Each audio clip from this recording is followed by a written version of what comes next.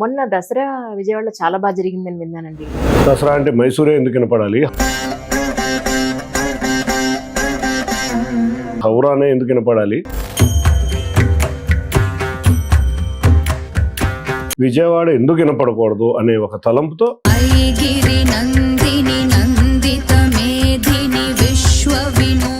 మనం విజయవాడ అంటే ఒకటే అనుకుంటాం, సాంస్కృతిక కళల రాజధాని అనుకుంటాం. ఆ సాంస్కృతిక కళల రాజధానిలో పేద కళాకారులన్నీ 11 రోజులు తీసుకొచ్చి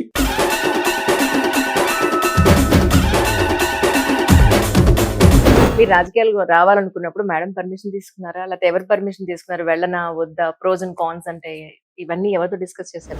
ఫస్ట్ డిస్కషన్ నాది నారా లోకేష్ గారితో. నా రాజకీయ డిస్కషన్ గురించి మొట్టమొదటి చెప్పింది ఆయనకే. నా రాజకీయ జర్నీ కూడా ఆయనకే వివరించడం. ఆయన కూడా వెంటనే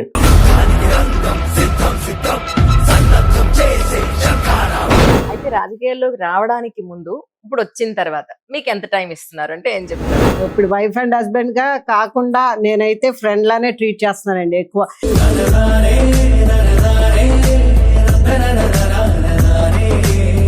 ఇంట్లో మీ ఇద్దరిలో ఎవరిది డామినేషన్ సార్?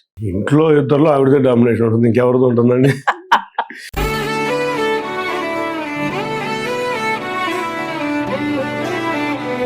సో తిన్నావా, ఆరోగ్యం ఎలా ఉంది, పిల్లలు ఎలా ఉన్నారు అని ఒక కాల్ చేస్తారా ఆయన ఎప్పుడన్నా మీకు? నైట్ ఆయన గుడ్ నైట్ చెప్పండి, నేను పడుకోను. I wait for the call, ఎంత లేట్ అయినా.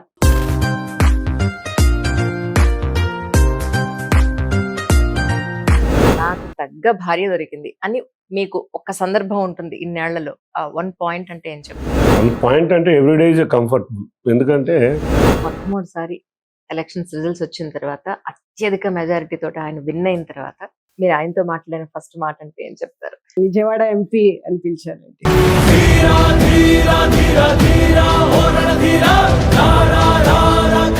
ప్రమాణ స్వీకారం చేసేటప్పుడు నిజంగా మీ కళ్ళు నీళ్ళు వచ్చుంటాయి కదా సార్? విజయవాడ పార్లమెంట్కి తెలుగుదేశం అభ్యర్థి కింద కేసినేని చిన్ని శివనాథ్ అని అన్నారు. ప్రెస్ మీట్లోనే కన్నీళ్ళు పెట్టుకోవడం జరిగింది.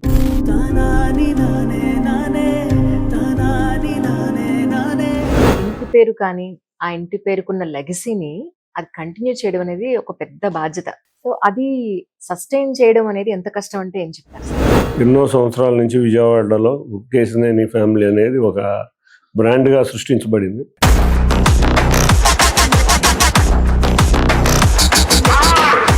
లైఫ్ లేకుండా లైఫ్ అసలు అవుతుందా? పెళ్లి లేకుండా ఏ మనిషి జీవితం అన్నా నడుస్తుంది? పెళ్లి లేకుండా ఏ మనిషి జీవితం కూడా సంపూర్ణంగా ఉండదు. ఫ్యామిలీ లైఫ్ అనేది పార్ట్ ఆఫ్ అవర్ మన లైఫ్లో అదొక మేజర్ పార్ట్.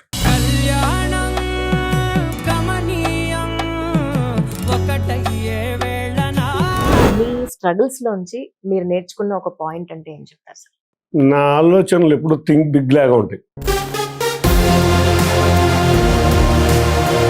నేను 3 years దాకా ఒక ఎంపీ అవుతానని తెలియదు, 4 years దాకా.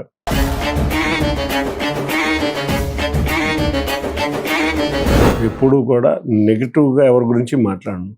నన్ను ఎంతో విమర్శించి ఒక 20 సంవత్సరాలు విమర్శించిన వ్యక్తి మీదే అప్పుడప్పుడే మాట్లాడతా.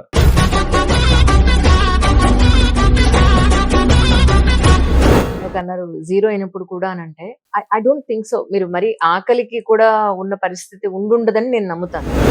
ఆకలి కూడా ఉన్న పరిస్థితి ఉండదు, కానీ ఒకనొక సమయంలో అయితే మా గ్రాండ్ పేరెంట్స్ ఇచ్చిన ఆస్తులు కూడా అమ్మేశారు.